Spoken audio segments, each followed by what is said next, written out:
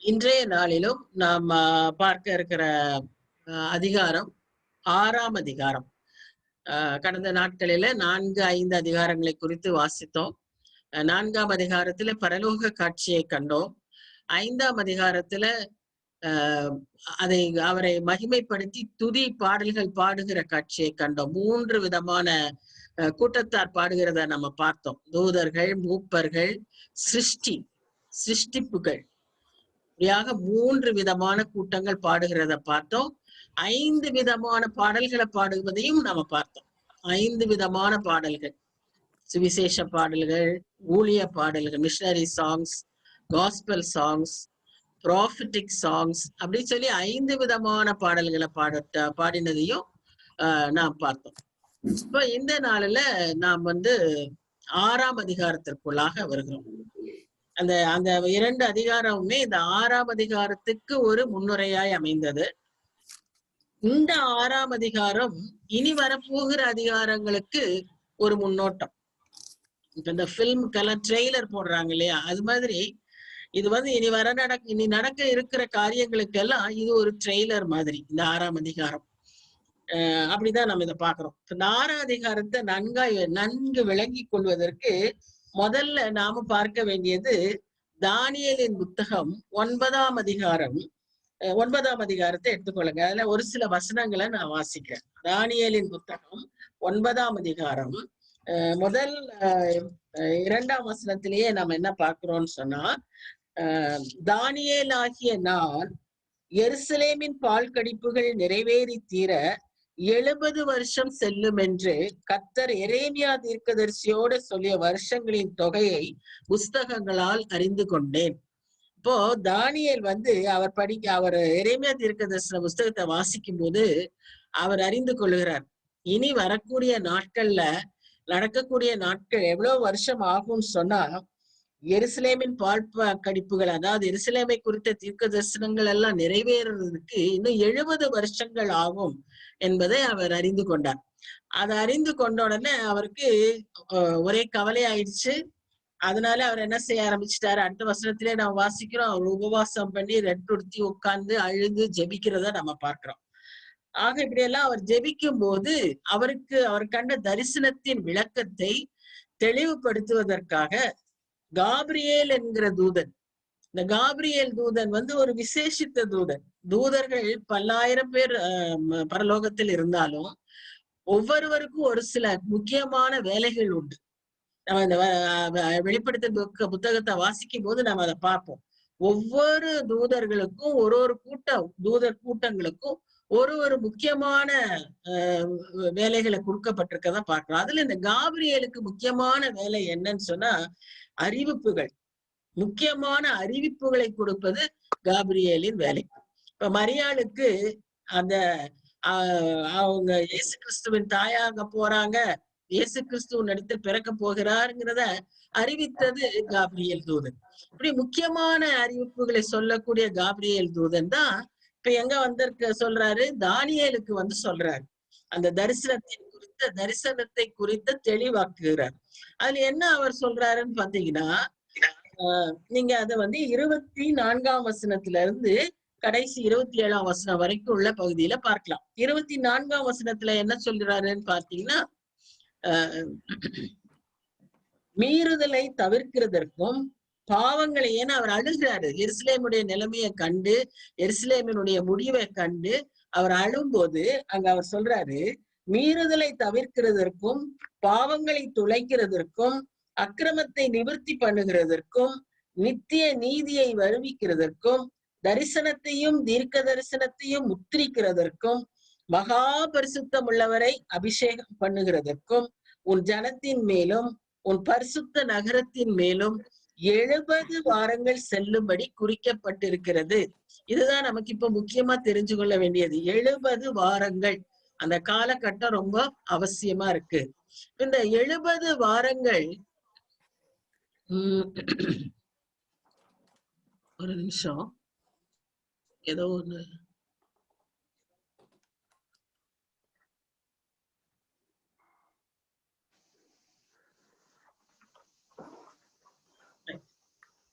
70 வாரங்கள் ஒரு முக்கியமான ஒரு காலகட்டமாய் நம்ம பார்க்கிறோம். இப்ப அதனுடைய விவரத்தை அடுத்த வசனத்துல வாசிக்கிறோம்.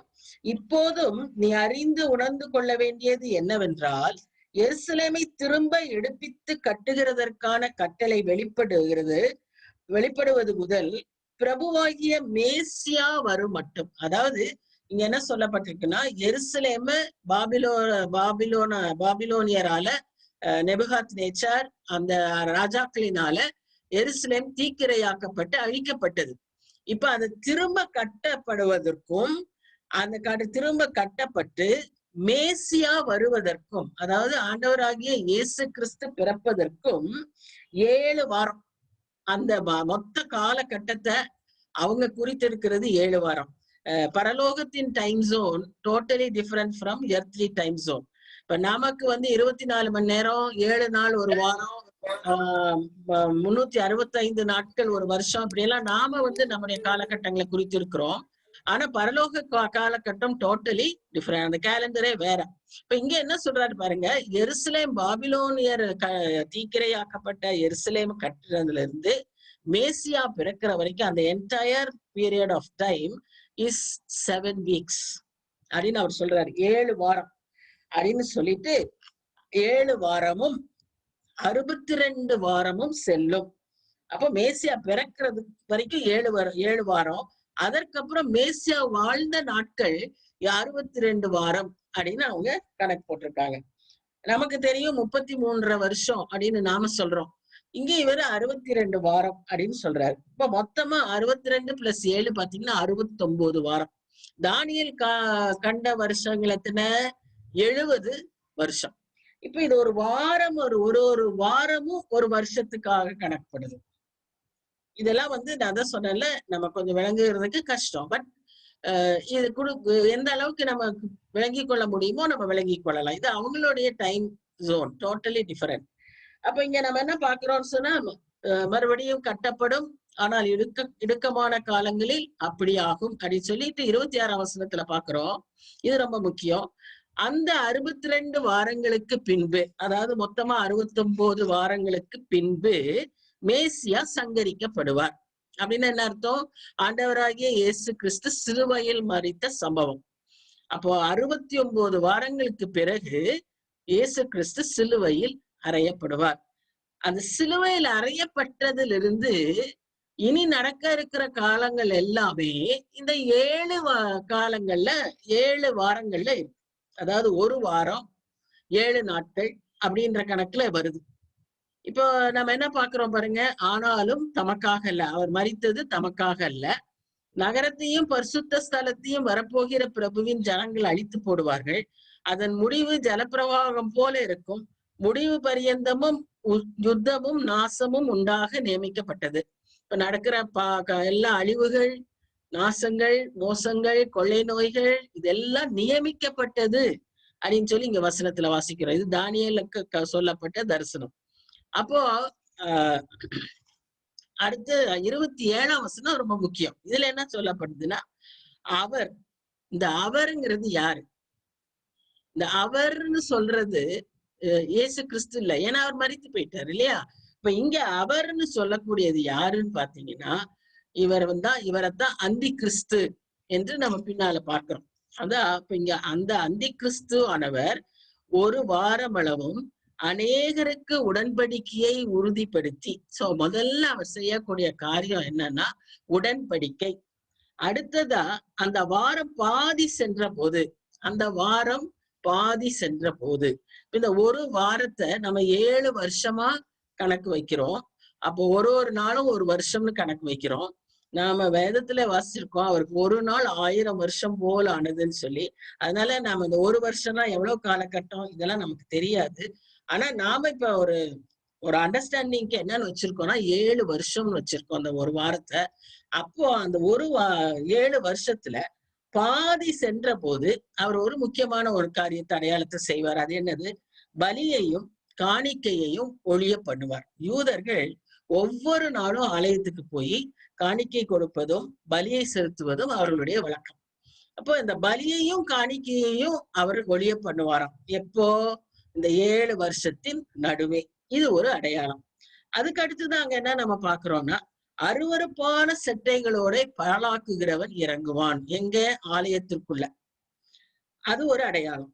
நிர்ணயிக்கப்பட்டிருக்கிற நிர்மூலம் பாழாக்குகிறவன் மேல் தீரும் மட்டும் சொரியும். இப்போ இந்த மாதிரி காரியங்கள் எல்லாம் நிறைவேறுகிறது தான் இந்த 7 வருஷத்தின் அடையாளம். இந்த 7 வருஷத்தை தான் எப்படி நாம வெளிப்படுத்தல் விசேஷத்திலையும் மற்ற மற்ற வேத புத்தகங்கள்லயும் வாசிக்கிறோம்னு சொன்னா, வேத விளக்கங்கள்லயும் வாசிக்கிறோம்னா, அதுதான் உபத்திரவ காலம் அப்படின்னு சொல்லப்படுது. இந்த 7 வருஷத்தை தான் அந்த கடைசி வாரம், தானியேல் கண்ட கடைசி வாரம், 69 வாரத்துக்கு அப்புறம் 70வது வாரம், அந்த 70வது வார காலம், அந்த 7 வருஷம், இதெல்லாம் என்ன பெயர்ன்னு சொல்லுன்னா உபத்திரவ காலம். இது கொஞ்சம் நாம விளங்கி கொள்ளணும்.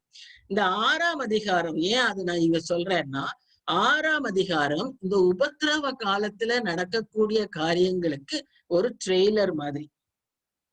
6ஆம் அதிகாரத்துல ஆரம்பிக்குது, 7ஆம் அதிகாரம் நடுவுல ஒரு இடை சொருகல், அதுல ஒரு சம்பந்தம் வரல. அது ஒரு டோட்டலா டிஃபரெண்ட், திரும்பவும் ஒரு ஹெவன்லி சீன் பாக்குறோம். அது ஏன்னு நமக்கு விளங்கல. ஒரு சில விளக்குனர்கள் என்ன சொல்றாங்கன்னா, 6ஆம் அதிகாரத்தின் முடிவில் நடக்கக்கூடிய காரியங்களுக்கு அப்புறம் ராப்சர் இருக்கும். நாம என்ன சொல்றோம், 4ஆம் அதிகாரத்திற்குள்ள நடக்கிற காரியங்களுக்கு முன்பாகவே பரலோக காட்சியை யோவான் கண்டான் அல்லவா, அந்த சமயத்திலே ராப்சர் நடக்கும்னு சொல்லி. எப்படியோ ராப்சர் கட்டாயம் நடக்கும்.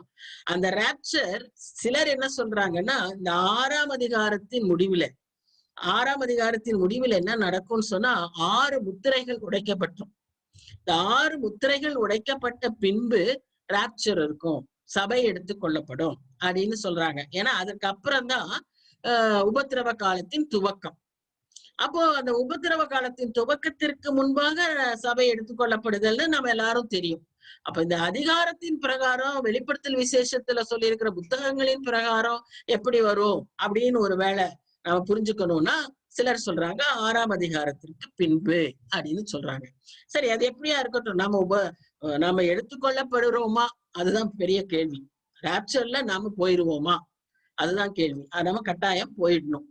இப்போ 6ஆம் அதிகாரத்துக்கு முன்னால போனாலும் சரி, 4ஆம் அதிகாரத்துக்கு முன்பாக போனாலும் சரி, நம்ம போயிடணும். சரி, இப்போ இது ஒரு விளக்கம். இந்த 6ஆம் அதிகாரத்துல இருந்து 7ஆம் அதிகாரத்தை மாத்திரம் விட்டுட்டு 19ஆம் அதிகாரம் வரைக்கும் இருக்கக்கூடிய வெளிப்படுத்தல் விசேஷத்தில் காணப்படுகிற காரியங்கள் உபத்திரவ காலத்தின் காரியங்கள், உபத்திரவ காலத்துல நடக்கக்கூடிய காரியங்கள். இதுல இதையும் 3ஆ பிரிக்கிறாங்க. எப்படின்னா 6, 8ல இருந்து 10 வரைக்கும், 12 வரைக்கும், அப்புறம் 13ல இருந்து 10 வரைக்கும், 10ல இருந்து 14 ஒரு நடுவுல, அப்புறம் 14ல இருந்து 19 அடுத்தது. அதாவது 6, 7 விட்டு 10 வரைக்கும் இருக்கிறது துன்ப காலம், உபத்திரவ காலம் அப்படின்னு சொல்றாங்க. அப்புறம் 10ல இருந்து 14 வரைக்கும் ஒரு நடுவுல ஒரு முக்கியமான ஒரு காரியங்கள் நடக்குது. அதாவது அந்தி கிறிஸ்துவனுடைய காரியங்கள் எல்லாம் அங்க நடக்கும்.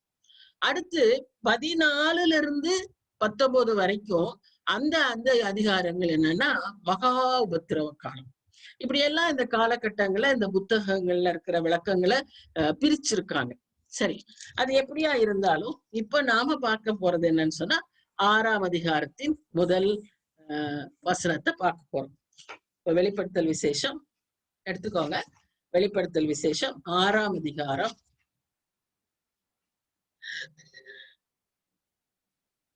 6ஆம் அதிகாரம் முதல் வசனம். இப்போ இந்த முதலாம் வசனத்துல நம்ம என்ன பார்க்கிறோம், அதாவது முதலாம் வசனத்துக்கு போகிறதுக்கு முன்னால திரும்பவும் ஒரு பெரிய முன்னால ஒரு இன்ட்ரோடக்ஷன் மாதிரி இதுல பாக்குறது என்னன்னு சொன்னா முத்திரைகள். ஏன்னா கடைசியா 5ஆம் அதிகாரத்துல நம்ம என்ன பார்க்கிறோம், 5ஆம் அதிகாரத்தின் முக்கிய சாராம்சம் என்ன, ஆட்டுக்குட்டியானவர் இந்த முத்தரிக்கப்பட்ட புத்தகத்தை வாங்குவது, ஆட்டுக்குட்டியானவர் முத்திரிக்கப்பட்ட புத்தகத்தை வாங்குவது, இதுதான் அங்க நடக்கிற முக்கியமான ஒரு காரியம். அந்த முத்திரையை வாங்கி அந்த முத்திரையை திறப்பதற்கு பாத்திரவான் அவர் ஒருவரே என்பதை அறிந்து சிருஷ்டி, தூதர், மூப்பர் எல்லாரும் புகழ்ந்து பாடின காட்சியை தான் நம்ம 5ஆம் அதிகாரத்துல பார்த்தோம்.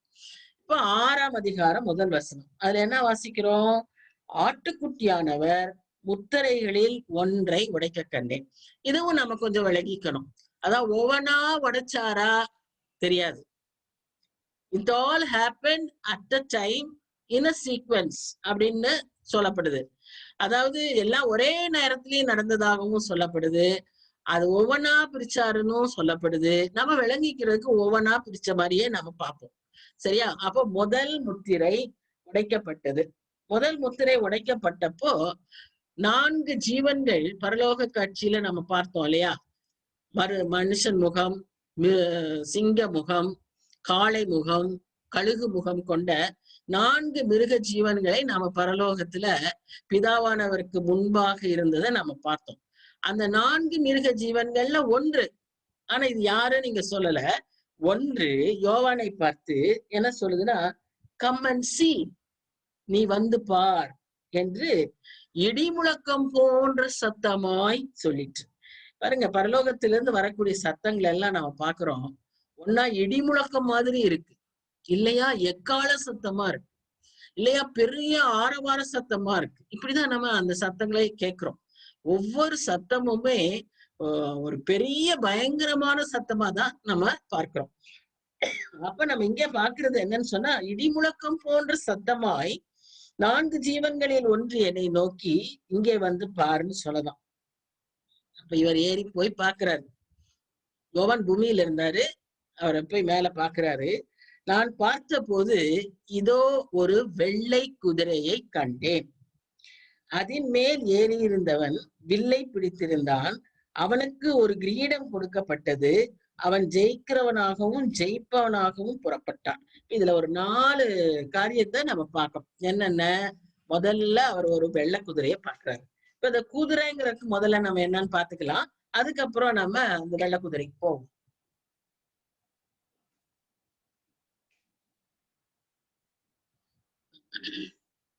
குதிரை என்பது நம்ம இங்க பாக்குறோம்.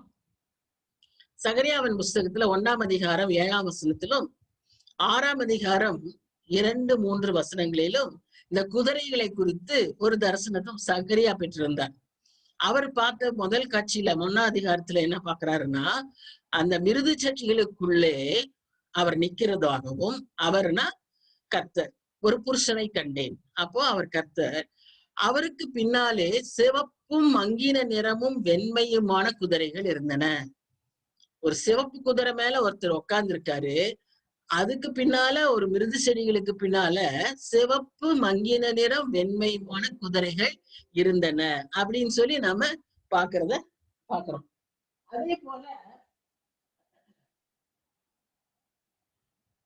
6ஆம் அதிகாரத்துல நாம என்ன பாக்குறோம்னு சொன்னா, 6ஆம் அதிகாரத்துல 3 ரதங்களை பாக்குறாரு. சாரி 4 ரதங்களை பாக்குறாரு. அதுல முதலாம் ரதத்துல சிவப்பு குதிரை, 2ஆம் ரதத்துல கருப்பு குதிரை, 3ஆம் ரதத்தில் வெள்ளை குதிரை, 4ஆம் ரதத்தில் புள்ளி புள்ளியான சிவப்பு. இப்படி குதிரைகளை அவர் பாக்குறார். குதிரைகள்னு சொல்லும்போது, குதிரைகள்னு சொன்னாலே அது ஒரு என்னத்துக்கு அடையாளம்? பெரிய வலிமையான ஒரு காரியத்துக்கு அடையாளம். இன்னைக்கு பேப்பர்ல பார்த்தேன், ஹைதராபாத்ல பயங்கர வெள்ளம். அங்க போட்ஸ் எல்லாம் நேரோ ஸ்ட்ரீட்டுக்குள்ள போட்ஸ் எல்லாம் போக முடியல ஹெல்ப்புக்கு. நிறைய ஓல்டு பீப்புள் இருக்கிறாங்க. அவங்களுக்கு மருந்து வேணும், பிரெட் வேணும், அப்படியெல்லாம் இருக்கக்கூடிய அந்த சூழ்நிலையில அந்த நேரோ ஸ்ட்ரீட்ஸ்குள்ள என்ன போக முடிஞ்சதான் உயரமான குதிரைகள். குதிரைகள் தண்ணியில நல்லா நீந்திக்கிட்டு போகுமா. அப்படி அந்த பேப்பர்ல போட்டிருந்தான். அப்போ அப்ப ஒண்ணு எனக்கு தான் ஞாபகம் வந்துச்சு. இந்த குதிரைகளுக்கே என்ன பேருன்னா பொதுவா என்ன சொல்றாங்கன்னா, apocalypse horses. the horses of apocalypse. அப்போகாலிப்ஸ்னா எண்ட் டைம்ஸ், கடைசி காலத்தின் குதிரைகள் அப்படின்னு சொல்லி நம்ம பாக்குறோம். அப்ப இங்கேயும் இந்த 7 முத்திரைகள்ல முதல் 4 முத்திரைகள் உடைக்கும் போது 4 விதமான குதிரைகள் வருகிறத நம்ம பாக்குறோம். இந்த படத்தை, இதுக்கு முந்தின படத்தை பார்த்தீங்கன்னா நமக்கு நல்லா தெரியும். First seal, second seal, third seal, fourth seal. இந்த 4 முத்திரைகளிலுமே 4 விதமான குதிரைகள் வருகிறத நாம பாக்குறோம். இப்ப குதிரைகள் ஒரு அடையாளம். இப்போ முதல் குதிரை, முதல் முத்திரை, இதுல 4 குறிப்புகளை பாக்குறோம். என்னன்னா, வெள்ளை குதிரையை கண்டேன். சரியா? அப்போ அதன் மேல ஏறி இருந்தவன் ஒருத்தர் இருக்காரு. அது மேல அவர் என்ன வச்சிருக்காரு? வில்லை பிடித்திருந்தான். அவர் கையில வில்லுதான் இருக்கே ஒழிய அவர் கையில என்ன இல்ல? அம்பு இல்ல. வில்லு அம்பு எல்லாம் என்னது? யுத்தத்துக்கான ஆயுதங்கள். நமக்கு தெரியும். குதிரை மேல யுத்தம் பண்ணுவாங்க. அவங்க வில்ல வச்சு அடிப்பாங்க, அம்பு விடுவாங்க.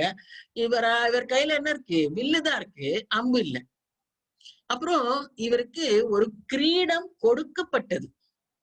இவர்கிட்ட கிரீடம் இல்ல, இவர் கிரீடம் வச்சில்ல, இவருக்கு ஒரு கிரீடம் கொடுக்கப்பட்டது. அடுத்துதான் நாம என்ன பாக்குறோம்? அவன் ஜெயிக்கிறவனாகவும் ஜெயிப்பவனாகவும் புறப்பட்டான். இப்படி 4 குறிப்புகளை இந்த இடத்துல நம்ம பாக்குறோம். வெள்ளை குதிரையில ஒருத்தர் ஏறி இருந்தாரு, வில்லு பிடிச்சிருந்தாரு, அம்பு இல்ல. அவருக்கு ஒரு கிரீடம் கொடுக்கப்பட்டிருக்கு.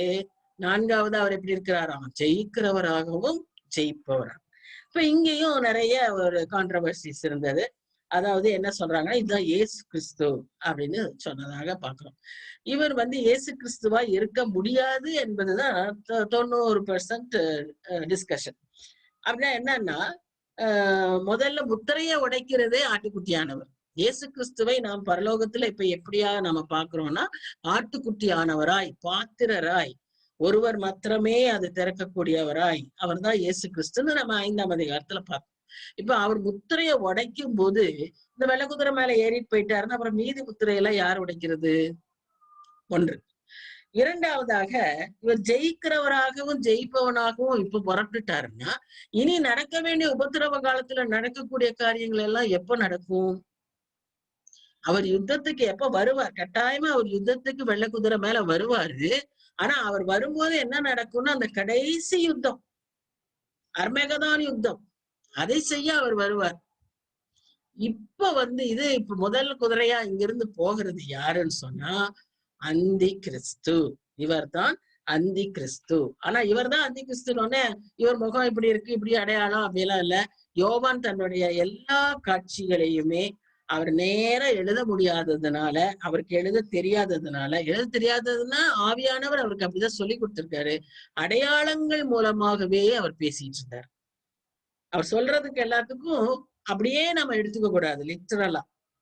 இப்ப பாருங்க, உதாரணமா வில்ல பிடிச்சிருந்தா ஆனா அம்பு இல்ல அப்படின்னா என்ன அர்த்தம்? வில்லுன்னா யுத்தம். முதல்ல எடுத்தோன்னா போய் யுத்தம் செய்ய மாட்டார். இவர் எப்படி போவாருன்னு சொல்லி, இவருடைய காரியங்கள் எப்படி இருக்கும்னு சொல்லி நம்ம பாக்குறோம். தானியேல் 8ஆம் அதிகாரம் 23 25 வசனங்கள்ல அங்க ஒரு ராஜா இருந்தார் தானியேல் காலத்துல. அந்த ராஜா எப்படி இருந்தாரோ அதே மாதிரி குணாதிசயங்கள் தான் இந்த அந்தி கிறிஸ்துவுக்கும் இருக்கும். இன்றைக்கும் நான் ஒன்னொன்னும் திரும்ப ஞாபகப்படுத்த விரும்புறேன்.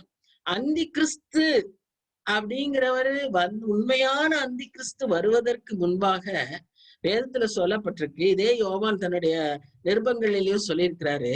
அநேக அந்தி கிறிஸ்து கொண்ட ஆவியை கொண்ட மனுஷர்கள், கள்ள கிறிஸ்துக்கள் இந்த உலகத்துல எழும்புவார்கள் அப்படின்னு சொல்லப்பட்டிருக்கு. இப்ப தானியேல் காலத்துல இருந்த ஒரு ராஜா கூட அந்த அந்தி கிறிஸ்துவின் ஆவியை கொண்டவரா இருந்திருக்காரு. நீங்க அவரு பாத்தீங்கன்னா பாருங்க, அவருக்கு முகம் மூர்க்கமா இருக்கு. ஆனா பேச்சு ரொம்ப கள்ளமா சூடான பேச்சு உள்ள சாமர்த்தியமான ஒரு ராஜா. பாருங்க அவனை பத்தி எப்படி கொடுத்திருக்குன்னு. அடுத்ததான் என்ன கொடுத்திருக்கு? அவனுடைய வல்லமை பெருகும். அடுத்தது, ஆனாலும் அவனுடைய சுயபலத்தினால் அல்ல, அவன் அதிசயமான விதமாக அழிவு உண்டாக்கி அனுகூலம் பெற்று கிரியை செய்து பலவான்களையும் பரிசுத்த ஜனங்களையும் அழிப்பான். அப்ப நேர சுயபலத்தினால வம்பு பண்ணி சண்டை போட்டு யுத்தம் பண்ணி அவன் ஜெயிக்க மாட்டான். அப்படியே ஒரு வித்தியாசமா அவன் காரியங்களை செய்வான். அப்படி அவன் செய்வதற்கு எல்லாரும் ஒத்து போவாங்க. அனுகூலம் பெற்று உலகமே அதற்கு ஒத்து போகும். அப்படிப்பட்ட ஒரு காலகட்டத்தை, ஒரு சூழ்நிலையை அவன் உருவாக்கி அப்படி போவான். கடைசி வசனம் என்ன சொல்லுது? தன் உபாயத்தினால் வஞ்சகத்தை கைகூடி வர பண்ணி தன் இருதயத்தில் பெருமை கொண்டு நிர்விசாரத்தோடு இருக்கிற அநேகரை அழித்து அதிபதிகளுக்கு அதிபதியாய் இருக்கிறவருக்கு விரோதமா எழும்புவான். இந்த வசனம் தான் நமக்கு அவன் அந்தி கிறிஸ்துங்கிறது ஒரு விளக்கம். அதிபதிகளுக்கு அதிபதி யாரு? ராஜாக்களுக்கு ராஜா யாரு? நம்முடைய ஆண்டவர். அவருக்கு விரோதமாய் எழும்புவான். ஆனாலும் அவன் கையினால் அல்ல, வேறு விதமாய் முறித்து போடப்படுவான். அவன் எப்படி கள்ளத்தனமா வஞ்சகத்தனமா அவன் அழிக்கப்பட்டானோ, இவனும் அதே மாதிரி வேற விதமாய் அழிக்கப்படுவான் அப்படின்ற ஒரு குறிப்பை நம்ம இங்க பாக்குறோம். இப்படிப்பட்ட ஒரு மனுஷன் தான் இந்த அந்தி கிறிஸ்து. இந்த அந்தி கிறிஸ்து தான் முதல்ல வராரு. எதுக்கு வராரு? இந்த உலகத்தை ஒரு மாயத்தை உண்டு பண்றதுக்கு. இதுல ஒரு முக்கிய குறிப்பு ஒண்ணு நம்ம என்ன பார்க்கணும்னா, இவர் வரும் காலகட்டம் எப்படி இருக்குமா, தானியேல் 9ஆம் அதிகாரத்துல வாசிச்சோம் பார்த்தீங்களா, 27ஆம் வசனத்துல அதை ஞாபகப்படுத்திக்கணும். அந்த வசனத்தை நல்லா ஞாபகப்படுத்திக்கணும். அங்க அப்ப என்ன நம்ம பாக்குறோம்? 26ஆம் வசனத்துல பாருங்க, அதன் முடிவு ஜலப்பிரவாகம் போல் இருக்கும், முடிவு பரியந்தமும் யுத்தமும் நாசமும் உண்டாகும். அப்போ உலகத்துல ஒரே ஒரு கயாஸ், உலகத்துல ஒரு விதமான குழப்பங்கள், எதுவுமே இப்ப ஆல்மோஸ்ட் இப்ப நாம இருக்கிற சூழ்நிலையே அந்த மாதிரிதான் இருக்கு இல்லையா? வேக்சின்றாங்க, இங்க வேக்சின்றாங்க, யுஎன் ஒண்ணு சொல்லுது, IMA ஒண்ணு சொல்லுது, அமெரிக்கா ஒண்ணு சொல்லுது. இப்படி ஒவ்வொரு இடத்துலயும் ஒவ்வொரு விதமான அறிக்கைகள் இருந்துகிட்டு இருக்கு. இக்கானமி எடுத்தா அது ஒவ்வொரு இடத்துல, அதுவும் ஒரு ஒரு இடத்துல ஒரு ஒரு விதமான அறிக்கைகள் போய்கிட்டு இருக்கு. இப்படிப்பட்ட சூழ்நிலைகள்ல இப்படியான ஒரு குழப்பமான ஒரு சூழ்நிலை வரும்போது இவன் அந்தி கிறிஸ்துவானவர் வருவார். இந்த அந்தி கிறிஸ்து வந்த உடனே அவர்கிட்ட தான் ஆன்சர் இருக்கிற மாதிரி இருக்கும். அவர் தான் எல்லாம் சரி செஞ்சு முடியும், அவரால் தான் இது சரி செய்ய முடியும், அவருடைய ஐடியா, அவர் சொல்ற பாலிசி இதுதான் கரெக்டா இருக்கும் அப்படிங்கிற மாதிரி ஒரு நாடு, ஒரு மனுஷன், ஒரு ராஜா, ஒரு அதிபதி, ஒரு பிரசிடென்ட், யாரோ ஒருத்தர் அப்படி எழும்புவார். அவரை அந்தி கிறிஸ்துனே யாருக்கும் தெரியாது. அவர் ஒரு பிரசிடென்ட் ஆஃப் அ கண்ட்ரியா இருப்பாரு. ஆனா அவருடைய பாலிசி இந்த மாதிரி இருக்கும். எல்லாருக்கும் ஓகேன்ற மாதிரி இருக்கக்கூடிய ஒரு பாலிசி. அவர் முதல்ல என்ன செய்வார்னா, 2 முக்கியமான காரியத்தை செய்வார். ஒன்று, யூதர்களோடு ஒரு உடன்படிக்கை செய்வார். அப்படிப்பட்ட மனுஷன் யார் எழும்பினாலும் நாம கொஞ்சம் அதை அடையாளம் காணணும். இதுக்குத்தான் கடைசி காலத்தை நம்ம கரெக்டா கண்டுபிடிச்சுக்கிறதுக்கு எப்பவும் என்ன சொல்லுவாங்கன்னா, இஸ்ரேல்லயே ஒரு கண்ணு வச்சிருங்க. இஸ்ரேலுக்கு என்ன நடக்குது, இஸ்ரேலுக்கு அங்க நடக்கிற பாலிடிக்ஸ், அங்க நடக்கிற வார்ஸ், இத பத்தி நீங்க ஃபாலோ பண்ணிக்கிட்டே வந்தீங்கன்னா உங்களால கொஞ்சம் கணிக்க முடியும் அப்படின்னு சொல்லுவாங்க. இப்ப நம்ம கணிக்கிறதெல்லாம் இல்ல, நம்ம எப்படியாவது இதெல்லாம் தப்பிச்சுக்கணும், அததான் நாம நினைக்கிறோம். எப்படியோ, ஆனா இதுவும் நமக்கு தெரிஞ்சிருக்கணும். அப்பதான் நம்ம மத்தவங்களுக்கு எச்சரிக்க முடியும். நீ ஏன் ஆயத்தமா இருக்கணும்னா இப்படி எல்லாம் நடக்கும் அப்படின்னு நம்ம சொல்றதுக்காகத்தான் இதெல்லாம் நமக்கு எழுதப்பட்டிருக்கு. சரியா? அப்போ இங்க நம்ம என்ன பாக்குறோம், இந்த அந்தி கிறிஸ்து முதல்ல யூதரோடு ஒரு உடன்படிக்கை செய்து அவங்க கட்ட முடியாம தவிச்சுக்கிட்டு இருக்கிற அந்த தேவாலயத்தை கட்டுவதற்கு உதவி செய்வோம். அப்ப அந்த யூதர்கள் எல்லாரும் அவரை நம்புவாங்க. ஓ, இவர், ஏன்னா அவங்களுக்கு பொறுத்தவரை, யூதருக்கு பொறுத்தவரை எல்லா வேத வசனங்களும் அறிந்தவர்கள். they know the scriptures but they don't know the messiah. பெரிய பரிதாபமான ஒரு நிலைமை. அவ்வளவு உலகத்திலேயே இஸ்ரேல் மாதிரி பிளஸட் பீப்புள் யாரும் கிடையாது. இஸ்ரேல் மாதிரி ஆசீர்வதிக்கப்பட்டவங்க, இஸ்ரேல் மாதிரி ஞானம் உள்ளவங்க, இஸ்ரேல் மாதிரி எல்லாத்துலயும் எஃபிஷியன்ட் ஆனவங்க யாருமே கிடையாது. But they still lack the knowledge of messiah. கொஞ்சம் பேர் தான் அவங்க மேசியாவை இயேசு கிறிஸ்து தான் மேசியான்னு ஏற்றுக்கொண்டாங்க. இன்னும் நிறைய பேர் அவங்களுக்கு மேசியாவே இன்னும் வரலன்னு காத்திருக்காங்க. இப்ப இந்த அந்தி கிறிஸ்து போய் இந்த மாதிரி எல்லாம் செஞ்ச உடனே அவர் தான் மேசியான்னு நினைச்சுக்குவாங்க. இந்த யூதர்கள் அந்த அந்தி கிறிஸ்துவை மேசியா என்று ஏற்றுக்கொள்ளுவார்கள். இப்படி ஒரு பயங்கரமான ஒரு சூழ்நிலை. Just think how blessed we are. ஒருவேளை நம்ம அவங்களாட்ட இன்டெலிஜென்ட்டா இல்லைன்னாலும், அந்த அளவுக்கு ஒரு பெரிய பெரிய ஆசீர்வாதம் இல்லைன்னாலும், நமக்கு கிடைச்சிருக்கிற ஒரு பெரிய சிலாக்கியம் உண்மையான மேசியா யார் என்று அறிந்து கொள்ளுகிற ஒரு கிருபை. Do you know the true Messiah in your life? Have you experienced the salvation, the redemption that he has given to you? If not, today is the day. சரி, அப்போ இந்த மேசியா, இந்த அந்தி கிறிஸ்து இந்த ஒரு உடன்படிக்கையை அடையாளமா செய்வார். அடுத்ததாக அவர் செய்யக்கூடிய காரியம் என்னன்னு சொன்னா, இந்த யூரோப்பியன் யூனியன் பேசுறாங்க இல்லையா, 10 நாடுகள் சேர்ந்து ஒரு யூரோப்பியன் யூனியன் ஒண்ணு ஃபார்ம் பண்றதுக்கு ட்ரை பண்ணிக்கிட்டே இருக்காங்க. அது பிரிஞ்சுக்கிட்டே இருக்கு. 12 நாடுகளா சேர்ந்துச்சு, 14 நாடுகளா முதல்ல இருந்தது, 12, இப்ப 10. இப்படி பிரிஞ்சுக்கிட்டே இருக்கு. அதுல இங்கிலாந்து போகுது வருது இப்படி எல்லாம் ஆகுது இல்ல. கடைசியா ஒரு நிலைமை வரும், ஒரு சூழ்நிலை வரும். இந்த யூரோப்பியன் கண்ட்ரீஸ்ல இருந்து 10 நாடுகள் எழும்பி அவங்க ஒரு யூனியன் ஃபார்ம் பண்ணுவாங்க. அவங்க ஒரு காயின் அவங்களுக்கு காமன்னா உலக அளவுல ஒரு காயின் உண்டாக்குவாங்க. One government, new world order, one currency, new religion இப்படின்னு கொண்டு வருவாங்க. அதுக்கு இந்த 10 நாடுகளும் ஒன்று சேர்ந்து இருப்பாங்க. நீங்க இந்த தரிசனங்கள் எல்லாம் பார்க்கும்போது 10 கொம்புகள், அந்த மிருகத்துல 10 கொம்புகள் அப்படின்னு எல்லாம் நீங்க பார்த்திருப்பீங்க. அதெல்லாம் இதுக்குதான் அடையாளம், அந்தி கிறிஸ்துவின் அடையாளம். சோ இந்த காரியத்தையும் அவன் செய்வான். இந்த 2 உடன்படிக்கையை அவன் முதல்ல செய்வான். செய்து ஒரு மாதிரி சமாதானத்தை கொண்டு வருவான். இந்த தொடக்கமான உபத்திரவ காலத்தின் தொடக்கமான காலங்கள் இப்படிப்பட்டதா இருக்கும். சரியா? இந்ததான் இந்த முதல் குதிரையில செய்யறது. 2வது குதிரைக்காரருக்கு கொடுக்கப்பட்ட காரியம் என்னன்னு பாத்தீங்கன்னா, அடுத்த வசனத்துல நம்ம என்ன வாசிக்கிறோம்? வெளிப்படுத்தல் விசேஷம் 6ஆம் அதிகாரத்துல அவருக்கு வேற ஒரு குதிரை பெறப்பட்டுச்சு. 2ஆம் முத்திரையை உடைச்ச உடனே. அது என்னது? சிவப்பான குதிரை. சிவப்பு எப்பவுமே ரத்தம். சிவப்பு என்பது ரத்தம், யுத்தம், இதெல்லாம் தான் சிவப்புக்கு அடையாளம். இப்போ அந்த குதிரை என்ன பண்ணுது? அது மேல உள்ளவங்க என்ன செய்யறாங்க? கொலை செய்யத்தக்கதாக சமாதானத்தை பூமியிலிருந்து எடுத்து போடும்படியான அதிகாரம் கொடுக்கப்பட்டது. முதல்ல வரவன் ஒரு சமாதானத்துக்கு இது மாதிரி வருவான். அடுத்து வர என்ன பண்றான்? சமாதானத்தை எடுக்கிறான்.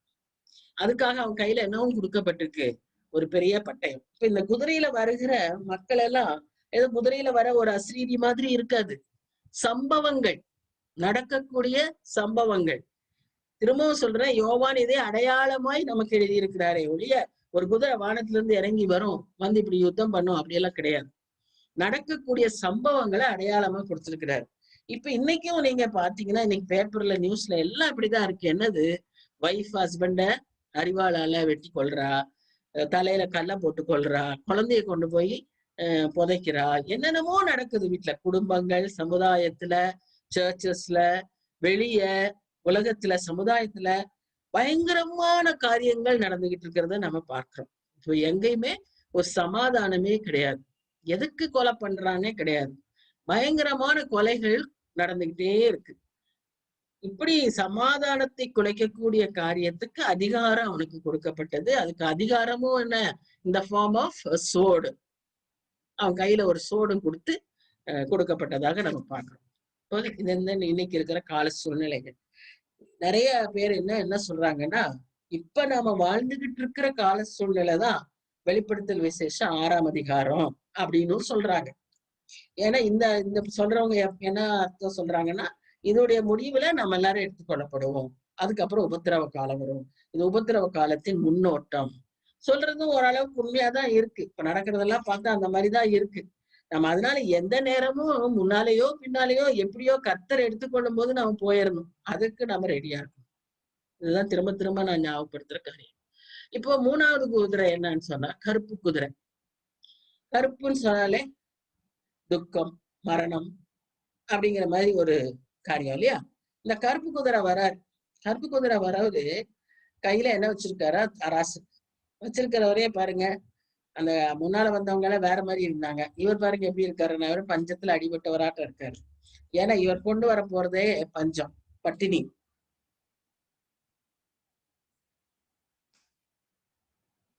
அதாவது ஃபர்ஸ்ட் இது பாத்தீங்கன்னா ஒரு அட்மினிஸ்ட்ரேட்டிவ் லெவல்ல ஒரு சேஞ்சஸ கொண்டு வருவாங்க.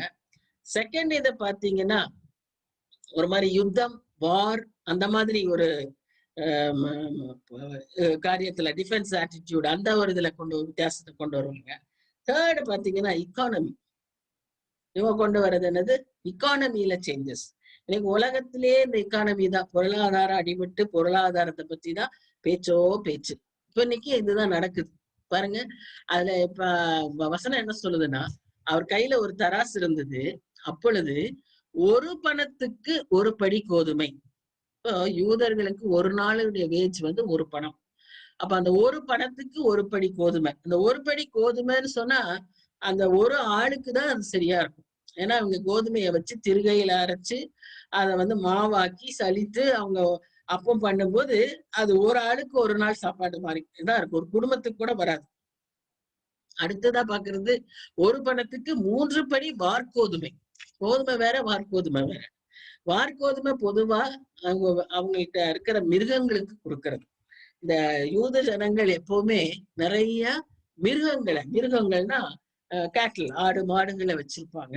அதுகளுக்கெல்லாம் வந்து நிறைய அவங்களுக்கு இந்த வார்கோதுமையை கொடுக்கறது அவங்களுக்கு அவங்க உணவா கொடுக்கிற வழக்கம். சோ அந்த வார்கோதுமை இப்போ எண்ணெயையும் திராட்சரசத்தையும் சேதப்படுத்தாதேன்னு இருக்கு. இந்த எண்ணெயும் திராட்சரசத்தையும் சாதாரண மக்கள் வாங்க முடியாது. எண்ணெயும் திராட்சரசமே அடையாளம் என்னன்னா செழிப்பு. கோதுமை வார்கோதுமை எல்லாம் என்ன அடையாளம்னா ரேஷன் ரைஸ். எண்ணெய் திராட்சரசம் எல்லாம் என்னன்னா செழிப்பு. கேக்கு, நம்ம வச்சிருக்கிற இன்னைக்கு higher level of food, bakery items, KFC இப்படி எல்லாம் சொல்றாங்களே, அந்த மாதிரி ஹையர் லெவல். இப்ப இந்த அதுதான் இது நோட்ஸ். இப்ப எண்ணெயும் திராட்சரசம் அது யாருக்கு?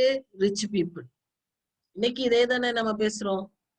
By all the economic policies, only the rich are benefited. Lower middle class and poverty line people, below middle classக்கு எந்த பெனிஃபிட்டும் கிடையாது. அப்பர் மிடில் கிளாஸ் ரெண்டுக்கு நடுவுல தவிக்குது. Upper class, they are the ones who are enjoying. இப்படிதான் நம்மளுடைய இன்னைக்கு இருக்கிற economic condition. அதேதான் அன்னைக்கு இருந்தது. இப்படிதே போய் செய்ய அப்படின்னு சொல்லி அங்க 4 ஜீவன்களின் மத்தியிலிருந்து ஒரு சத்தம் உண்டாயிடுச்சுன்னு பாக்குறோம். யோவான் இந்த காட்சியை பாக்குறாரு. இந்த பஞ்சத்தை பத்தி எல்லாம் நம்ம வேதத்துல பல இடங்கள்ல வாசிக்கிறோம்.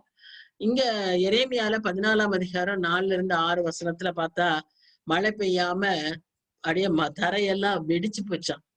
அதனால பயிர் செய்யறவர்கள் தங்கள் தலையை மூடிக்கொண்டார்களாம். ஏன்னா ஒரு புல்லு கூட கிடையாது. ஒரு புல்லு இல்லாததுனால பெண் மான் குட்டி போட்டுட்டு ஓடிடுச்சான். ஏன்னா அதுக்கு பால் கொடுக்க முடியாது. அதே போல பாத்தீங்கன்னா அங்க காட்டு கழுதைக, வலு சர்ப்பங்கள்லாம் வாயை திறந்து காற்றை உட்கொள்ளுகிறதாக பார்க்கிறோம். எவ்வளவு ஒரு பயங்கரமான ஒரு சூழ்நிலையை பாருங்க. அந்த அளவுக்கு ஒரு பஞ்சம் வருமா. இந்த பஞ்சத்தின் கொடுமையினால் அடுத்த புலம்பல் 5ஆம் அதிகாரம் 10ஆம் வசனத்துல வாசிக்கிறோம். எங்கள் தோல் அடுப்பங்கரையை போல் கருத்து போயிற்று. அந்த குதிரை மேல உட்கார்ந்து இருந்தவர் கூட அந்த மாதிரிதான் இருந்தாரு. அப்படிப்பட்ட ஒரு நிலைமைக்கு, அதாவது எத்தியோப்பியால இருக்கிறவங்க, சூடான்ல இருக்கிறவங்க, காங்கோ, இதெல்லாம் நம்ம பார்த்தோம்னா அந்த டிஸ்கவரியோ BBC அதெல்லாம் நீங்க பாத்தீங்கன்னா அவங்க அந்த மக்களை பார்க்கும்போது இந்த மாதிரி ஒரு காட்சியை காண்பிப்பாங்க. இது எங்கோ ஒரு மூலையில நடக்குது. ஆனா இந்த மாதிரி குதிரை வந்து இந்த இந்த கடைசி நாட்கள்ல அந்த முத்திரைகள் உடைக்கப்படும் போது என்ன நடக்கும்னா உலகம் முழுவதும் இந்த மாதிரியான ஒரு காட்சி இருக்கும். எல்லா இடங்களிலும் இப்படிப்பட்ட பஞ்ச கால ஒரு காரியங்கள் நடைபெறும் என்று நம்ம பார்க்கிறோம். உபாகம புஸ்தகத்துல, லேவியராகம புஸ்தகத்துல எல்லாம் நம்ம பார்ப்போம். உங்களுடைய அப்பத்தின் ஆதரவு கோலை முறித்து போடுவேன் அப்படின்னு சொல்லி கர்த்தர் சபிக்கிறத பாக்குறோம். அப்பேற்பட்ட ஒரு சூழ்நிலையை நாம் இந்த நாட்கள்ல காண்போம். அடுத்ததான் 4வது குதிரை, 4வது முத்திரையை உடைக்கும் போது மங்கின நிறமுள்ள, மங்கினன்னு சொல்லும் போது ஒரு பேல் கிரீன் ஹார்ஸ், பேல் கிரீன் ஹார்ஸ்ன்னு சொல்லுவாங்க இங்கிலீஷ்ல. நம்ம இங்க பாக்குறோம். அது மேல ஒருத்தன் உட்கார்ந்து இருக்கான். அவனுக்கு பேரே மரணம். அவன் என்னத்தை கொண்டு வர போறான்? டெத்து. என்னென்ன விதத்துல கொண்டு வர போறான்? பட்டயத்தினால, பஞ்சத்தினால, கொள்ளை நோயினால, துஷ்ட மிருகங்களினால, எந்த விதமாய் கொண்டு வந்து எப்படி இருக்குமா? பூமியின் கால் பங்குள்ளவர்களை கொலை செய்யும்படி. இப்ப கொஞ்சம் கொரோனாவை அப்படியே சைட் பை சைடு யோசிச்சு பாருங்க. Almost similar. இப்ப இதையே நம்மளால தாங்கிக்க முடியல. ஆனா நம்ம இன்னும் பூமியின் கால் பங்குக்கெல்லாம் வரவே இல்லை. இதெல்லாம் நடந்த இந்த 4 விதத்திலையும் சேர்ந்து நடக்கும் போது, ஆனா இதெல்லாம் நடந்துகிட்டே இருக்கு. இப்போ வார் நடந்துகிட்டே இருக்கு அங்க இங்கேயும். இந்தியா சைனா, இந்தியா பாகிஸ்தான் நமக்குள்ள நாம பாக்குறது இல்லை. மற்றபடி அங்கெல்லாம் வியட்நாம் அங்கெல்லாம் நிறைய நடந்துட்டு இருக்கு.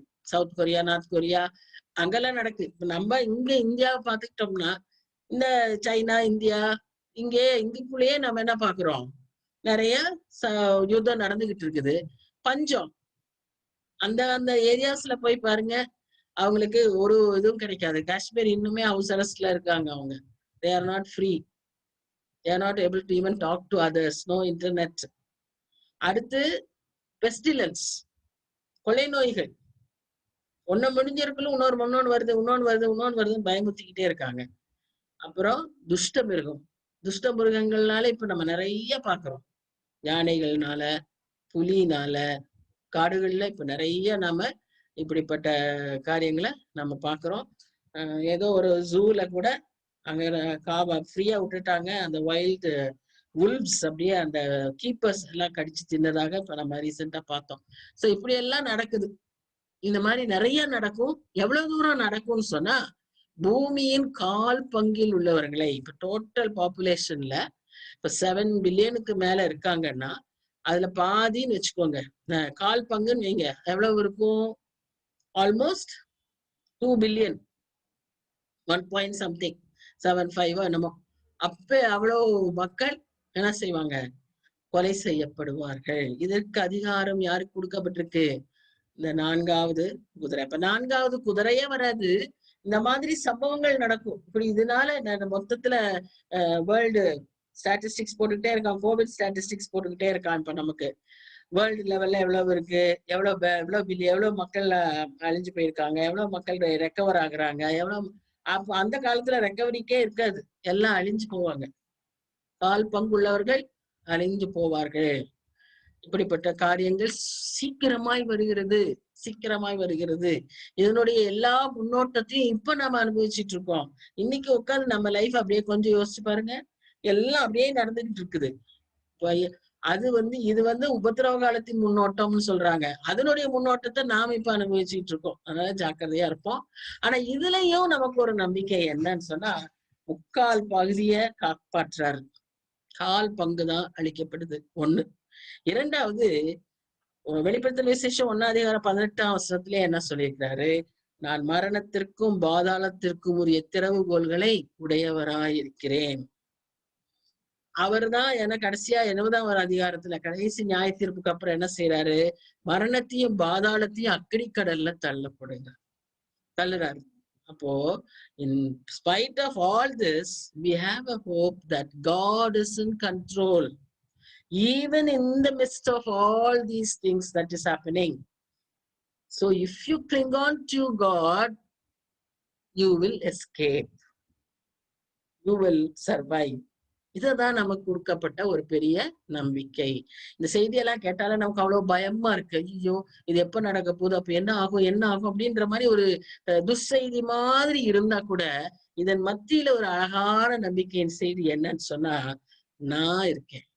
I am the one who is having everything in control அப்படிங்கிற அறிவிப்பை நாம பார்க்கிறோம். பெயர்பட்ட ராஜாதி ராஜா நம்ம இடத்துல இருக்காரு. இது குறித்து திரும்ப எசேக்கியேல் 14 அதிகாரம் 21 கூட நம்ம பார்க்கிறோம். இந்த 4 விதமான கொல்லுவது, அதாவது மனுஷரை மிருகங்களை நாசம் பண்ணும்படி எருசலேமுக்கு விரோதமாக பட்டயம், பஞ்சம், துஷ்ட மிருகங்கள், கொள்ளை நோய் என்னும் இந்த 4 கொடிய தண்டனைகளையும் அனுப்பும் போது, நிறைய பேர் இந்த கோவிட் வந்தோன்னே it is not judgment, it is not God's judgment அப்படின்னுட்டே சொல்றாங்க. ஆனா வசனம் இங்க என்ன சொல்லுது? கொடிய தண்டனைகளை அனுப்பும் போது, அப்ப கர்த்தர் அனுப்புறாரு, எவ்வளவு அதிக சங்காரம் ஆகும். இவங்க நினைக்கிற கடைசி ஜட்ஜ்மெண்ட் இல்லாம இருக்கலாம். ஆனா இன்னைக்கு ஒரு சின்ன ஒரு அடி போட்டு நம்மளுக்கு என்ன சொல்றாரு? திருந்திக்கோ, சுத்திகரிச்சுக்கோ, மனம் திரும்பு, போற வழி சரியில்லை, இந்த பக்கம் திரும்பிடு, வந்துரு என்கிட்ட. இத சொல்றதுக்காக அவர் என்ன பண்ண, வேற வழி இல்லை, அவர் கொஞ்சம் அடிய கொடுக்குறாரு. அவர் என்ன சொல்றாரு? அனுப்பும் போது எவ்வளவு அதிக சங்காரமாகும் ஏகாதசி சொல்லி இருக்கிறாரு. சரி, இப்ப 4 முத்திரைகள் முடிந்தது. இப்ப 5ஆம் முத்திரை. 5ஆம் முத்திரையை பார்க்கும்போது, இது பரலோகத்துல ஒரு பலிபீடம்.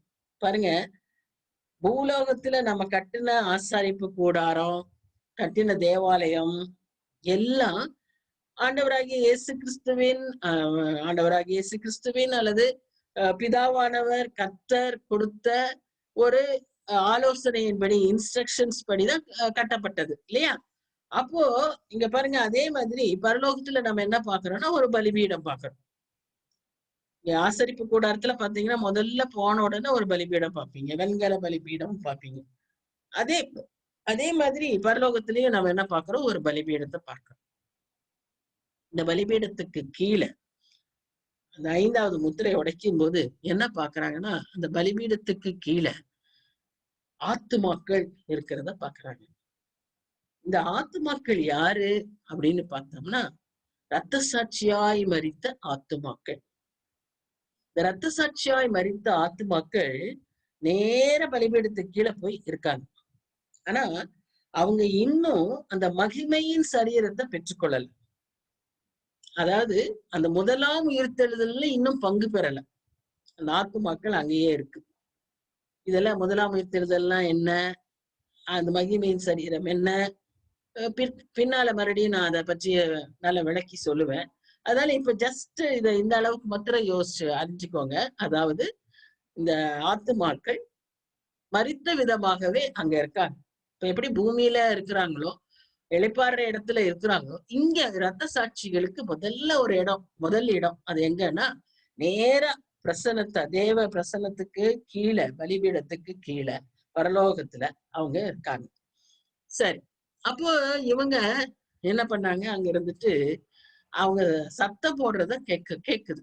என்னன்னு சத்தம் போடுறாங்கன்னா, ஆண்டவரே, இன்னும் எங்களை எத்தனை நாள் இங்கேயே வச்சிருப்பீர்? எங்களுக்கு எப்ப நீர் எங்களுக்காக நியாயம் தீர்ப்பீர்? நாங்கெல்லாம் இப்படி கொல்லப்பட்டோம். உம்முடைய நாமத்துக்காக நாங்க கொல்லப்பட்டு இங்க இருக்கிறோம். அப்ப எங்களை கொன்றவங்க எல்லாம் இன்னும் பூமியில உயிரோடு இருக்கிறாங்க.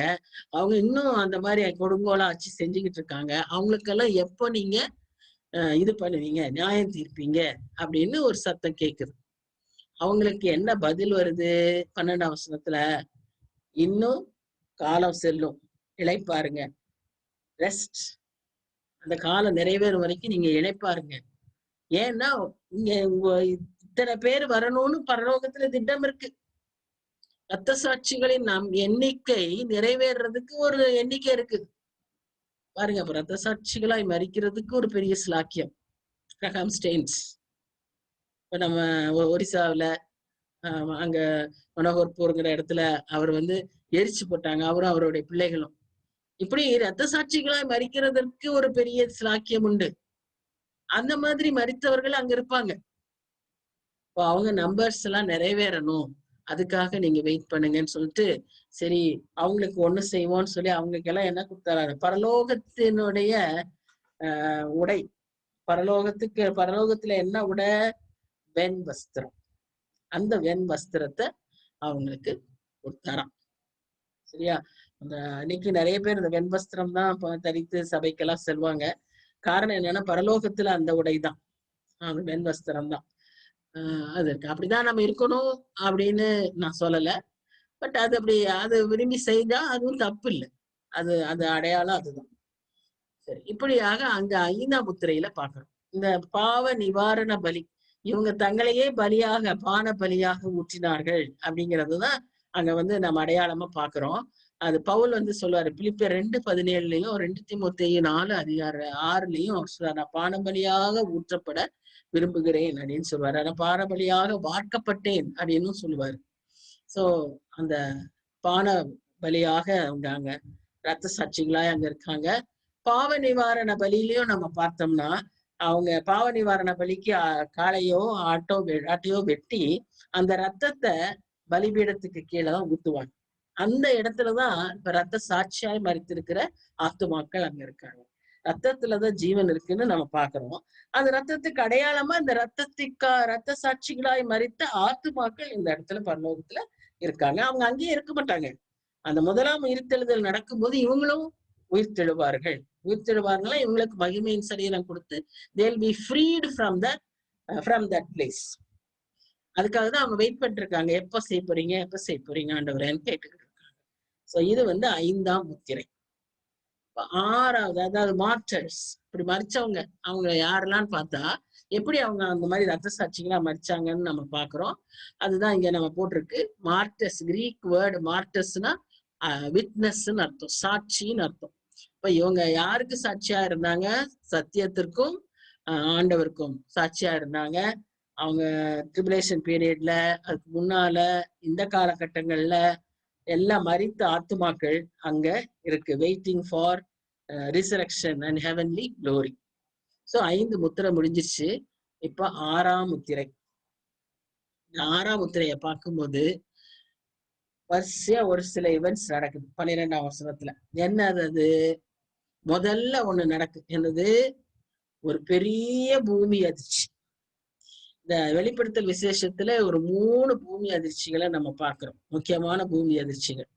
அப்போ இங்க முதல்ல நடக்கிறது ஒரு பெரிய பூமி அதிர்ச்சி, இந்த 6ஆம் அதிகாரத்துல நடக்குது. அடுத்ததா சூரியன் கருப்பாயிடுச்சு, கம்பளி போல, கருத்த கம்பளி போல. என்ன வசனம் சொல்றது பாருங்க, சூரியன் எப்படி இருந்துச்சா? கருப்பு கம்பளியை போல கருத்து போட்டான். சூரியன் அப்படி கருத்து போனதா பாக்குறோம். அடுத்ததான் என்ன பாக்குறோம்? சந்திரன் ரத்தம் போல் ஆயிற்று. சந்திரன் ரத்தம் போல் ஆயிற்று. ஒண்ணு எர்த்குவேக், 2வது சூரியன் கருப்பு, 3வது சந்திரன் ரத்தமாச்சு, 4வது அத்திமரத்து காத்துல அசைக்கப்படும் போது காய்கள் உதிர்ந்தது போல meteorites fall on the earth. ஒரு meteor shower, massive meteor shower. ஒரு எரிக்கற்கள், ஒரு விண்கல் பூமி மேல விழுக போகுதுன்னு சொன்னா அதுக்கே நாசா பயந்து பயந்து அனௌன்ஸ் பண்ணிக்கிட்டே இருப்பாரு. அந்த இது அனௌன்ஸ் பண்ணிக்கிட்டே இருக்கும் நாசா. இப்ப பாத்தீங்கன்னா massive shower of meteor. 2 நாளைக்கு முன்னால கோயம்புத்தூர்ல பயங்கரமான மழை, மத்தியானம் திடீர்னு மழை வந்துச்சு. நேற்று நினைக்கிறேன். அது பாத்தீங்கன்னா இந்த பக்கம் ஒரு பகுதியில எல்லாம் பாத்தீங்கன்னா கல்மழையாய் பெய்ந்ததாம். இங்கே நமக்கு ஒரு 1 hour பயங்கரமான மழை, ஒரு சில இடங்கள்ல அங்க கல்மழையா பெஞ்சதுன்னு சொன்னாங்க. கல்மழை பெய்யறதே நமக்கு ஒரு அதிசயம். மெட்டியோரைட்ஸா ஷவரா விழுந்தா எப்படி இருக்கும்னு தெரியல. அடுத்ததான் நம்ம அங்க என்ன பாக்குறோம்னு சொன்னா, வானமும் சுருட்டப்பட்ட புஸ்தகம் போல் விலகி போயிற்று. இப்ப நம்ம நியூஸ் பேப்பர் சுருட்டுறோம் பாத்தீங்களா, அது மாதிரி வானம் விலகி போயிடுச்சான்.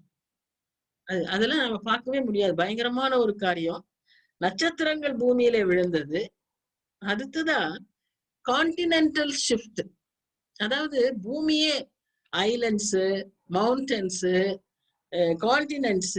இப்ப நம்ம உலக வரைபடம் வரைகிறோம், அமெரிக்கா இங்க இருக்கு, இந்தியா இங்க இருக்கு, ஆப்பிரிக்கா இங்க இருக்குன்னு நமக்கு தெரியும், நம்ம பிள்ளைகளுக்கு சொல்லித்தரோம். அந்த டைம்ல என்ன ஆகுமா, அது எல்லாமே மாறி போகுமா.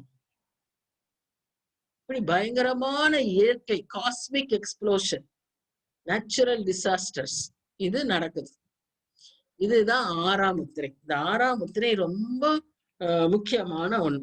இதுதான், அதனாலதான் என்ன சொல்றாங்கன்னா, இதுக்கப்புறம் இந்த பூமி அதிர்ச்சி நடந்து இந்த காரியங்கள் எல்லாம் நடந்த உடனே மத்திய வானத்துல ஆண்டவர் தோன்றுவார், வந்து சபையை எடுத்துக்கொள்வார் அப்படின்னு சொல்றாங்க. இப்ப அது எப்ப நடக்கும்னு தெரியாது, ஆனா மத்திய வானத்துல ஆண்டவர் தோன்றி சபையை எடுத்துக்கொள்வார். அது ஒன்று முக்கியமான காரியம். இப்ப இங்க நான் இதுல 5ஆம் வசனத்துல என்ன வாசிக்கிறோம், இந்த மாதிரி நிகழ்ந்த உடனே பூமியின் ராஜாக்கள், பணக்காரங்க, பெரியோரு, ஐஸ்வர்யவான், சேனை தலைவர்கள், பலவான்கள், அடிமைகள், சுயாதீனர் எல்லாரும் என்ன பண்ணுவாங்களா, பர்வதங்களிலும் குகைகளிலும் கண்மலைகளிலும் ஓடி ஒளிஞ்சுக்குவாங்களாம். இன்னைக்கு இது இப்பவே நடந்துகிட்டு இருக்கு. இந்த மாதிரி ஒரு காரியத்தை அவங்க பைபிள வாசிச்சு செய்யறாங்களோ இல்ல அவங்க வேற ஏதாவது ஃபிக்ஷன் வாசிச்சு செய்யறாங்களோ தெரியாது. ஆனா இன்னைக்கும் வெஸ்டர்ன் வேர்ல்டுல நம்ம நாட்டுல இருக்கிற நிறைய பணக்காரங்களும் கூட என்ன பண்ணிருக்கிறாங்களாம், கொஞ்சம் பேரெல்லாம் கோடி கோடியா பணம் கட்டி ஜூபிட்டர்ல போய் தங்குறதுக்கு இடம் வாங்கிட்டு இருக்கிறாங்க. மார்ஸ், ஜூபிட்டர்ல எல்லாம் போய் தங்குறதுக்காக ரியல் எஸ்டேட் அங்க ஆரம்பிச்சு அங்க பண்ணிட்டு இருக்காங்க வியாபாரம். அது மாத்திரம் இல்ல, நிறைய பேரு பூமிக்கு அடியில, நம்ம இப்ப வாழ்ந்து கொண்டிருக்கிற பூமிக்கு அடியில, சமுத்திரத்துக்கு அடியில they are building big regimes. அவங்களுடைய ஆட்சி, அவங்களுடைய ஒரு பெரிய கோட்டைகள் கட்டிக்கிட்டு இருக்காங்க. இவங்களுக்கு தெரியல, எல்லாம் அழிஞ்சு போகும்னு அவங்களுக்கு தெரியல. அவங்க அங்கெல்லாம் கட்டிக்கிட்டு இருக்கிறாங்க இதுக்கு தப்பிச்சுக்கிறதுக்காக. இந்த வசனங்கள் அப்படிதான் சொல்லுது பாருங்களேன். பர்வதங்களையும் கண்மலைகளையும் நோக்கி நீங்கள் எங்கள் மேல் விழுந்து சிங்காசனத்தின் மேல் வீற்றிருக்கிறவருடைய முகத்திற்கும் ஆட்டுக்குட்டியானவருடைய கோபத்திற்கும் எங்களை மறைத்து கொள்ளுங்கள். அவங்க சொல்றது அதுதான், எங்களை மறைச்சுக்கோங்க. இவங்க இதுக்காக தப்பிச்சுக்கிட்டு அங்கெல்லாம் ஓடுறாங்க, தப்பிக்க முடியும்னு நினைச்சிட்டு ஓடுறாங்க. நிச்சயமா தப்பிக்க முடியாது. அவருடைய கோபாக்கினையின் மகா நாள் வந்து விட்டது. யார் அதில் நிலை நிற்க கூடும்? அவருடைய கோபாக்கினையின் மகா நாள் வந்து விட்டது. கடைசி வசனம் சொல்ற எச்சரிப்பே அவருடைய கோபாக்கினையின் மகா நாள் வந்து விட்டது. இந்த மாதிரிதான் புஸ்தகம் மாதிரி உருண்டுட்டு போயிருமா, இப்படி இருட்டாயிருமா, இதெல்லாம் நினைச்சு பார்க்கவே பயமா இருக்கு. அப்படிப்பட்ட ஒரு காரியங்கள் 6வது முத்திரையின் முடிவில் நடக்கும். இப்போ யோவேல் 2:30 இந்த வசனங்கள் எல்லாம் பாக்குறோம். யோவேல் தீர்க்கதரிசி, ஏசாயா தீர்க்கதரிசி, சகரியா தீர்க்கதரிசி, செப்பனியா தீர்க்கதரிசி, இவங்க எல்லாருமே இந்த சம்பவத்தை எப்படின்னு அவங்க சொல்லுவாங்கன்னா கர்த்தருடைய நாள் அப்படின்னு சொல்லுவாங்க. கர்த்தருடைய நாள்னு சொல்லி எல்லாமே இப்படிப்பட்ட ஒரு பயங்கரமான ஒரு காட்சியை தான் கொடுப்பாங்க. அதுவே நம்ம இங்க பாக்குறோம். யோவேல் 2:30 வானத்திலும் பூமியிலும் ரத்தம், அக்கினி, புகை ஸ்தம்பங்களாகிய அதிசயங்களை காட்டுவேன். கர்த்தருடைய பெரிதும் பயங்கரமான நாள் வரும் முன்னே சூரியன் இருளாகவும் சந்திரன் ரத்தமாகவும் மாறும். ஏசாயா என்ன சொல்றாரு? வானத்தின் நட்சத்திரங்களும் ராசிகளும் ஒளிக்கூடாது இருக்கும். இப்படி கடூரமும் மூர்க்கமும் உக்கிர கோபமுமாய் வருகிறது. பயங்கர ஒரு நிலைமையதான் விஸ்தரிக்குது. இந்த 6வது முத்திரை ஒரு பயங்கரமான ஒரு காட்சியை காட்டுது. இதெல்லாம் நம்ம கேட்டு நாம என்ன செய்யணும்னா ஜாக்கிரதையா எச்சரிப்படைந்து எப்படியாவது அவருடைய வருகையில எடுத்துக்கொள்ளப்பட ஆயத்தமா இருக்கணும். ஒவ்வொரு நாளும் நம்ம இந்த நாட்கள்ல ரொம்ப சுலபமா ஆண்டவரை விட்டு விலகி போக முடியும். யாரு இவங்களா அவங்களான்லாம் சொல்ல முடியாது. எல்லாருக்குமே இப்படிப்பட்ட பயங்கரமான ஒரு சோதனைகள் இன்றைக்கு நாட்டுல இருக்கு. அப்போ நம்ம ரொம்ப சுலபமா தவறு செய்வதற்கும் விலகி போவதற்கும் ஆண்டவருக்கு மறுதளிக்கிறதற்கும் இன்னைக்கு காலகட்டங்கள் அப்படியா இருக்கிறபடினால ரொம்ப ரொம்ப ஜாக்கிரதையா நாம இருக்கிறோம். அதனாலதான் இந்த வசனங்களை வாசிக்கிறவங்க கேட்கிறவங்க எல்லாம் பாக்கியவான்கள்னு சொல்லப்பட்டிருக்கு. படி நம்ம நடக்கவும் கட்டாயமா அழைக்கப்படுறோம். இங்க ஒரு கம்பாரிசன் பாக்குறோம். மத்தேயு 24ஆம் அதிகாரமும் வெளிப்படுத்தல் விசேஷம் 6ஆம் அதிகாரத்துக்கு ஒரு கம்பாரிசன் இருக்கு. என்னன்னு பாத்தீங்கன்னா மத்தேயு 24ஆம் அதிகாரத்துல ஆண்டவராகிய இயேசு கிறிஸ்து தன்னுடைய 3 சீஷர்களோட அந்திரேயாவும் அந்த ஒரு இடத்துல கூட இருப்பாரு. எப்போ 3 சீஷர்கள் தான் கூட இருப்பாங்க. யாரு? பேதுரு, யோவான், யாக்கோபு. இந்த இடத்துல மாத்திரம் அந்திரேயாவும் கூட இருப்பாரு. அவங்க எருசலேமுக்கு எதிர்த்தாப்புல ஒலிவ மலையில உட்கார்ந்து அந்த அந்த சொல்ற அந்த உபதேசத்துக்கே ஒரு பெரிய முக்கியமான ஒலிவமலை உபதேசம்னு பேரு. ஆலிவட் டிஸ்கோர்ஸ் அப்படின்னு பேரு. அதுல இருந்து அவர் அங்கதான் கடைசி நாட்களின் அடையாளத்தை சொல்லுவாரு. அதுதான் மத்தேயு 24ஆம் அதிகாரத்துல எழுதப்பட்டிருக்கு. இந்த மத்தேயு 24ஆம் அதிகாரத்துல அவங்க கேட்பாங்க, ஆண்டவரே இந்த கடைசி நாட்கள்ல இப்படி எல்லாம் ஒரு கல்லு மேல ஒரு கல் இருக்காது, இந்த எருசலேம் எல்லாம் இடிஞ்சு போகும்னு சொல்றீரே, இதெல்லாம் எப்ப சம்பவிக்கும் அப்படின்னும் போது அவர் வரிசையா சொல்றாரு. 4ஆம் 5ஆம் வசனத்துல கள்ள கிறிஸ்துகளை குறித்து சொல்றாரு. இங்க வெளிப்படுத்தல் விசேஷம் 6ஆம் அதிகாரம் 2ஆம் வசனத்துல அந்தி கிறிஸ்துவ பாக்குறோம். 6ஆம் வசனத்துல யுத்தங்களை பத்தி சொல்றாரு. மத்தேயு 24:6 யுத்தங்களை சொல்றாரு. வெளிப்படுத்தல் விசேஷம் 6:3-4 யுத்தத்தை பத்தி வாசிக்கிறோம். சிவப்பு குதிரை. 7ஆம் வசனத்துல பட்டினி, கொள்ளை நோய், பஞ்சம் பாக்குறோம் 24ஆம் அதிகாரத்துல. இங்க 6ஆம் அதிகாரத்துல பட்டினிய வாசிக்கிறோம், பஞ்சத்தை வாசிக்கிறோம். 7-8 மரணத்தை பாக்குறோம். இங்க 7-8 வசனத்துல மங்கின பழுப்பு குதிரை மரணத்தையும் பாதாளத்தையும் பாக்குறோம். 9 ரத்த சாட்சிகள், இங்கேயும் 9-11 வசனங்கள்ல ரத்த சாட்சிகளை பார்க்கிறோம். 10-13 வசனம் மத்தேயு 24 உலகளவு குழப்பங்கள், அழிவுகள் இதை பத்தி வாசிக்கிறோம். அதே போல வெளிப்படுத்த விசேஷம் 6ஆம் அதிகாரம் பேரழிவுகள் 12-17 வசனங்கள்ல 12-17 வசனம் வரைக்கும் கடைசி வசனம் வரைக்கும் நம்ம பார்க்கிறோம். ஆக இயற்கையில பெரிய அழிவுகள் நடக்குது, ரத்த சாட்சிகள் அந்த உபத்திரவ காலங்கள் நடக்குது, மரணம், பட்டினி, கொள்ளை, யுத்தம், கள்ள கிறிஸ்து இவங்க எல்லாம் அப்பியர் ஆகிறாரு. அந்தி கிறிஸ்து he just makes an appearance, the beginning, அவ்வளவுதான். இன்னும் அவருடைய ஆட்சியெல்லாம் பயங்கரமா இருக்கும், அது பின்னால வருது. he has just showed his presence. இந்த ஒரு காரியம் இந்த 6ஆம் அதிகாரத்தின் முடிவு வரைக்கும் நடக்கிறதாக நம்ம பார்க்கணும். சரி, இப்படி இதெல்லாம் நம்ம வாசிக்கிறோமே, இதனால நமக்கு என்ன? 2 காரியம். 1, இந்த காரியங்கள் எல்லாம் நம்ம படிப்பதினால இப்படிப்பட்ட பயங்கரங்களுக்கெல்லாம் நம்ம தப்பித்துக் கொள்ள ஆண்டவரே நீர் கிருபை பாராட்டுங்க அப்படின்னு சொல்லி ஜெபிக்கணும், ஆயத்தமா இருக்கணும். இரண்டாவது, நம்மளுடைய குடும்பத்துல உள்ளவங்க, நம்ம சபையில இருக்கிறவங்க, நம்முடைய ஃப்ரெண்ட்ஸ், நம்முடைய நெய்பர்ஸ், இவங்களுக்கெல்லாம் இதெல்லாம் எச்சரிப்பா சொல்லணும். ஏன்னா நிறைய பேருக்கு இந்த காரியங்கள் எல்லாம் நம்பவே மாட்டாங்க. இந்த காரியம் எல்லாம் நடக்காதுன்னு சொல்லுவாங்க. ஆனா வசனம் என்ன சொல்லுது? மலைகள் விழுந்தாலும், பர்வதங்கள் நிலை பெயர்ந்தாலும் என்னுடைய வார்த்தைகள் மாறாது. உள்ளுதரும் பூதரும், ஆனா வசனங்கள் மாறாதுன்னு சொல்றாரு.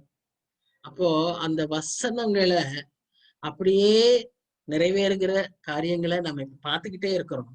இதெல்லாம் ஒரு அளவுக்கு கோரிலேட் பண்ணி நாம மத்தவங்களுக்கு எப்படியாவது சொல்லிடணும். அது ரொம்ப முக்கியமான ஒரு காரியம். நாம என்ன செய்யறோமோ அதைத்தான் ஆண்டவரோட கூட நம்ம பரலோகத்துக்கு போகும்போது எடுத்துட்டு போக முடியும். அப்ப இந்த காரியத்தை செய்தோமா? வெளிப்படுத்தல் விசேஷம் உனக்கு நான் சொல்லி கொடுத்தனே, என்னத்துக்காக? நீ மத்தவங்களுக்கு எச்சரித்தாயா? அப்படிங்கிற கேள்வி நம்ம இடத்துல கேட்கப்படும்.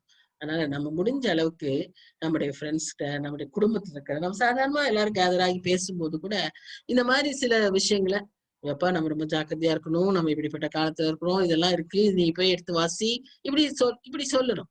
சொல்லி சொல்லி சொல்லி அறிவிப்பு, அவேர்னஸ் கிரியேட் பண்ணணும். மாஸ்க்கு, சானிடைசருக்கு எவ்வளவு அவேர்னஸ் கொடுக்குறாங்க. இந்த வருகையின் காரியங்களை குறித்து, கடைசி நாட்கள்ல நடக்கிற காரியங்களை குறித்து அவேர்னஸ் கொடுக்க வேண்டியது நம்முடைய பொறுப்பு. சரி, ஆக இன்னைக்கு நம்ம 6ஆம் அதிகாரத்தை முடிச்சிட்டோம். அடுத்த வாரம் 7ஆம் அதிகாரத்திற்குள்ளாக கடந்து போவோம். ஜெபிக்கலாமா? அன்பின் ஆண்டவரே, இந்த நல்ல பாட நேரத்துக்காக நாங்க நன்றி செலுத்துகிறோம் சுவாமி. இந்த 6 முத்திரைகளின் மூலமாக ஆண்டவரே நீர் எங்களோடு இடைப்பட்டீர். பயங்கரமான நாட்கள்ல நாங்க இப்பவே வாழ்ந்து கொண்டிருக்கிறோம். இதுவே எங்களுக்கு ரொம்ப பயங்கரமா இருக்கு. ஆனா அறிவிக்கப்பட்டிருக்கிற காரியங்கள் இன்னும் பயங்கரமான ஒரு சூழ்நிலைகளை நாங்க பார்க்கிறோம் சுவாமி. எப்படி ஆயினும் எல்லாவற்றின் மத்தியிலும் நம்பிக்கை நங்கூரமாய் நீர் இருக்கிறபடினால நாங்க நன்றியோடு துதிக்கிறோம், ஸ்தோத்திரிக்கிறோம். இந்த நாட்களிலும் இப்படிப்பட்ட சூழ்நிலைகளிலும் பிள்ளைகளை காத்துக் கொள்வதிலும், அவர்களுக்கு நீர் கொடுப்பதிலும் ப்ரொவிஷன் அண்ட் ப்ரொடெக்ஷன் எல்லாவற்றையும் ஆண்டவரே நீ செய்கிறீர் சுவாமி, நீ தருகிறீர். அதற்காக நாங்க நன்றியோடு துதிக்கிறோம், ஸ்தோத்திரிக்கிறோம். தொடர்ந்து ஆண்டவரே நீர் எங்களோடு எங்களை காத்துக்கொள்ளும். இந்த ஸ்டடியை நீர் ஆசீர்வதியும். இதன் மூலமாய் நாங்க ஒவ்வொருவரும் ஆசீர்வதிக்கப்பட, இன்னும் அநேகர் எங்கள் மூலமா எங்கள் குடும்பங்கள்ல எங்களுடைய ஃப்ரெண்ட்ஸ் எல்லாருக்கும் நாங்க ஆண்டவரே இதை எப்படியாவது சொல்லிவிட நீர் எங்களுக்கு உதவி செய்யும்படியாய் நோக்கி நாங்க ஜெபிக்கிறோம் சுவாமி. ஆம் தகப்பனே, நீர் மாறாதவர், உடைய வார்த்தைகள் மாறாதவைகள். ஆண்டவரே, உடைய இரக்கம் பெரிது, உடைய அன்பு பெரிது சுவாமி. இவைகள் எல்லாம் எங்களுக்கு நீ சுதந்திரமாய் கொடுத்திருக்கிறீர். இதற்காக நாங்க நன்றி செலுத்துகிறோம். இந்த இரவிலும் ஆண்டவரே, இந்த நாளிலும் மற்றவர்களோடு let this day be blessed for others and let this night be a pleasant one for all the others. அப்படியா எங்களை நீர் ஆசீர்வதித்து வழிநடத்த வேண்டுமாய் ஆண்டவரும் இரட்சகருமாகிய இயேசு கிறிஸ்துவின் மூலம் வேண்டிக் கொள்கிறோம் பிதாவே, ஆமென்.